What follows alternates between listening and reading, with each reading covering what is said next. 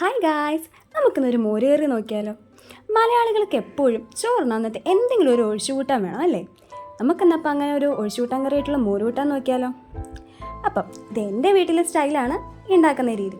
അപ്പോൾ നമുക്ക് നോക്കാം. അപ്പോൾ ആദ്യം തന്നെ നമുക്ക് എന്തൊക്കെ വേണം നോക്കാം. ചുമന്നുള്ളി, വെളുത്തുള്ളി, ഇഞ്ചി, പിന്നെ നമ്മുടെ വറ്റൽമുളക്, കരിയാപ്പില. വറ്റൽമുളകിന് പകരമായിട്ട് വേണമെങ്കിൽ പച്ചമുളക് ഉപയോഗിക്കാം കേട്ടോ.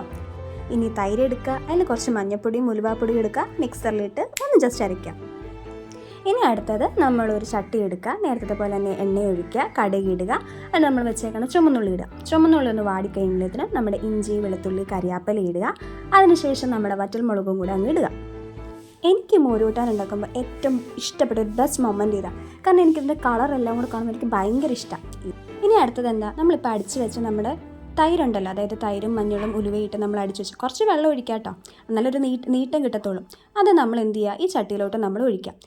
ലോ ഫ്ലെയിമിലായിരിക്കും ഇത് നമ്മൾ ചെയ്യേണ്ടത്. പിന്നെ പ്രത്യേകം ശ്രദ്ധിക്കേണ്ട ഒരു കാര്യം, ഇതിൽ ഇപ്പോൾ ഒന്നും ഉപ്പിടരുത്. ഉപ്പിട്ട് കഴിഞ്ഞ് ഇതിപ്പം പിരിഞ്ഞു പോകും. അപ്പോൾ അത് ശ്രദ്ധിച്ചോണം. അങ്ങനെ നന്നായിട്ട് ഒരു ഡയറക്ഷനിൽ തന്നെ നമ്മളിത് ഇളക്കണം.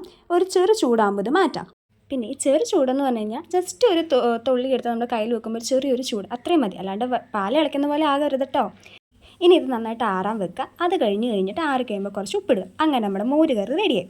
ഇനി വേറൊരു റെസിപ്പി പറഞ്ഞുതരാം.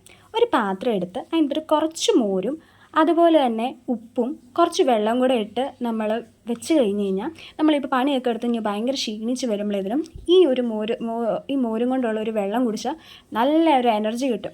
അപ്പോൾ നമുക്ക് മോര് കറിയുമായി ബാക്കിയിരിക്കുന്ന മോര് ഇതുപോലെ ജസ്റ്റ് നമുക്ക് ദാഹിക്കുമ്പോൾ ഇങ്ങനെ ഒഴിച്ച് നമുക്കൊരു മോരും വെള്ളവും റെഡിയാക്കാം. അപ്പോൾ എങ്ങനെയാണ്, മോര് കൂട്ടാനുമായി നമുക്ക് ദാഹിക്കുമ്പോൾ കുടിക്കാൻ ഒരു മോരും വെള്ളത്തിൻ്റെ ഐഡിയയായി. ഇത് എൻ്റെ വീട്ടിലെ മോര് കൂട്ടാൻ്റെ റെസിപ്പി ആട്ടോ. ഇനി നിങ്ങളുടെ വീട്ടിൽ എങ്ങനെ മോര് കൂട്ടാൻ വെക്കുന്നത്?